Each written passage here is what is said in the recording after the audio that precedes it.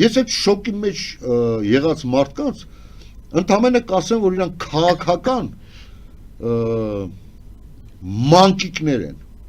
բայց շոկի մեջ ընկնեիք այն ժամանակ,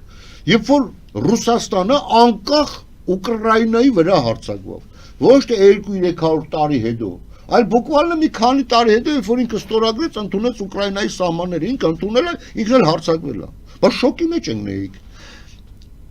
Այո, երկրորդ համաշխարհային պատերազմից հետո փխրուն, բայց ձևավորվել էր ինչ-որ ձև բալանս, հա, տարբեր ուժերի ինչ-որ ձև հարցերը լուծում էին։ Ճիշտ է, եթե այս մի տեղը սենց էլի այնուամենայնիվ դիմացինի կարծիքը հաշվի էին առնում, մի քիչ զիջում էին, մի քիչ բան, ասենք փոփոխություններ եղել է, բայց սենց ուղղակի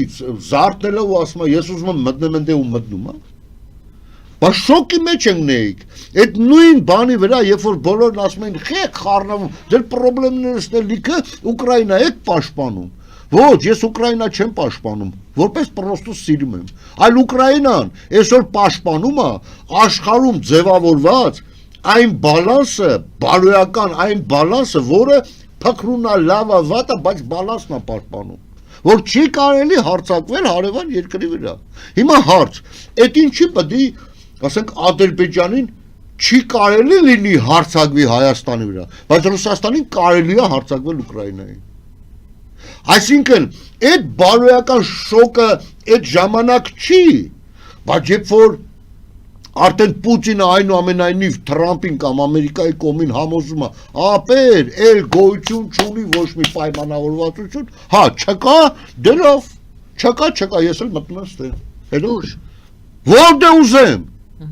որտեղ ուզեմ, որտեղ ըստ ինձ կհամարեմ, որ դա բռնատիրական ռեժիմ է։ Հիմա հարց, դուք տեսել եք, որ Տրամպը սպառնա Անգլիային, Ֆրանսիային, Ավստրիային, Կանադային տեսել ենք։ հա, չեք տեսել։ Կանադային։ Կանադան դա հեգնանք էր։ Կանադան դա հենց այն հեգնանքն էր, որ երբ որ Տրամպը մտավ քաղաքական այս ընտրվելուց հետո, ինքը անմիջապես Գրենլանդիան հիշատակեց եւ Կանադան որպես հեգնական։ Այսինքն որ ուզում է ցույց տա, որ Պուտին եթե դու մտնում ես, ես ընդ կմտնեմ։ Դա ձեր մեկնաբանությունն է։ Ես դա հասկացել եմ։ Գիտեք որտեղից էր այդ իր հեգնական տունը, լուրջ մարդիկ հասկացան։ Այ երբ որ ինքը ասեց Կանադան կդառնա 51-րդ նահանգը։ Այնինչ եթե Կանադան եթե անգամ դառնալ Ամերիկայի մաս, նրանք ընդ պետքա լինեին 62 նահանգ, այսինքն բոլոր նահանգներով պետքա մտնել, ոչ թե մի նահանգ, որը ավելի մեծ է, հենց ինքը բոլոր 50 նահանգները։ Այսինքն այդ դրա մեջ հեգնանքը երևաց Տրամպի հեգնանքը, այսինքն մեսիջը Պուտինին, որ մի քանդի եղած պայմանավորվածությունները եւ մակում ընդունված բանաձևեր մի քանդի, ինքը դրանով այդ հասկացրեց։ Բայց եթե այդքան խոսքի տեր տղա էր, թող հենց Կանադա մտներ, քիչ մտներ։ Ես հենց դրա համար եմ ասում, ցույց տվեք, որ կոնկրետ նա սպառնում է։ Եթե Կանադայի վերաբերյալ որպես հանգամանք եք դուք բերում, որ սպառնա, դա սպառնալիք չէ։ Դա ընդհանրապես օրինակի նման ասել է։ Իմանալով, որ հենց կոնկրետ Կանադան չի էլ նեղանա։ Իսկ Գրենլանդիան։ Նույնը, Գրենլանդիան Եվրոպայի մաս է, ասենք ասենք քաղաքական քարտեզով։ Այո, ֆիզիկական քարտեզով։ Բայց ասում եք Գրենլանդիան ինձ պետք է, դա ինձ ստրատեգիական նշանակություն։ Ինչի Եվրոպան իրան պետք չի։ Ահա։ Այսինքն ես նորից եմ ասում, ստե աշխարհաքաղաքական հայացքների արդեն կիսում է գնում։ Ինչու է Տրամպը սպառնում Կուբային, Կոլումբիային, Իրանին, հələ լռում է, բայց իր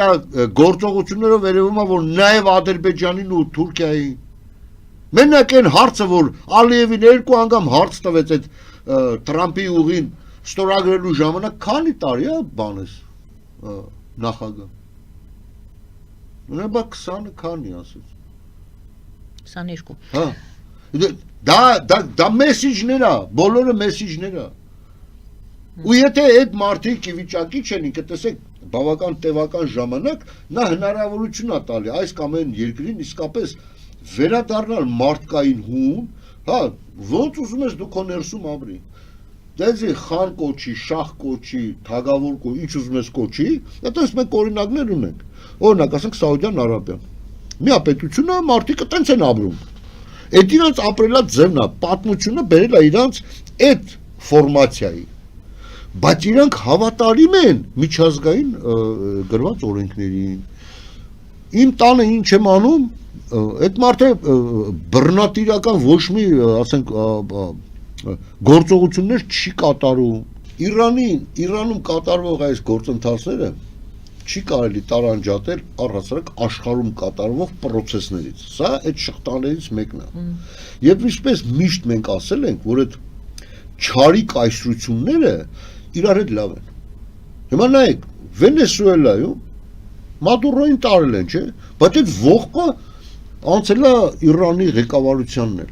Ռուսաստանի ղեկավարությանն էլ, Չինաստանի ղեկավարությանն էլ, իսկ որ նայում ես չարիքի կայսրության, այսինքն այդ չարիքի կայսրությունները ասում են լավ անում, որ տոննաներով նարկոտիկը տանում լցում է տարբեր երկրներ, լավ անում։ Պատկերացնեք ինչ ա կատարում։ Մեկը չեղավ, ասենք, մեկը հելի դատապարտի, ասի, հա, մի մախբերն է, սարա դեպաշ չի կարելի, չէ, չասեցին։ Եվ նույնը Իրանում բռնատիրական ռեժիմը։ Ճիշտ է, ես համեմատությունն արել եմ, թե յուրաքանչյուր պետություն ինքն է ընտրում իր ֆորմացիան կառավարման։ Նույնը հենց Սաուդյան Արաբիային օրինակը բերեք, որտեղ միապետությունը, այտենց են մարդիկ ապրում, բայց այնտեղ չարիք չկա։ Այնտեղ այդ միապետությունը իրաց իսլամական, ասենք, կառավարման այդ ձևերը երբեք չի ասում, որ այս ինչ պետությունը պետք է ջնջեմ աշխարհի երեսից։ Այս ինչ պետությունը սենց պետք է անեմ, լավ եմ անում, չի անում, ասում ապրում ես տենց ապրի քո համար։ Բայց Իրանի Իսլամական Հանրապետությունը, որը կոչվում է այդ պետությունը, ասում Ամերիկա չպետք է լինի։ Ուղղակի չպետք է լինի։ Իսրայել չպետք է լինի, ես չեմ ուզում։ Հիմա ո՞նց թողել դրան։ Ասել դե լավ, աճի, վերջում իրականացրել ասացել։ Դրա համար ինքը տրամադրել է քաղաքագիտ աշխարհի հզոր պետություններին, այսինքն մարդու իրավունքներով օժտված երկրներին, ասում ես խաթայ է այսի։ Ու այո, կաջակցեն նրան, որ ինքը փլուզվի, բայց իրականում ոչ Ամերիկայի սպեցնազը մտավ այաթոլլային գողացավ տարավ։ Ոչ ընդամենը սրան ասում են, սսկվի, արա, սսկվի։ Եվ այս ցասումը, ինչպես մենք տեսնում ենք, որ նաև ժողովրդի մեջից է։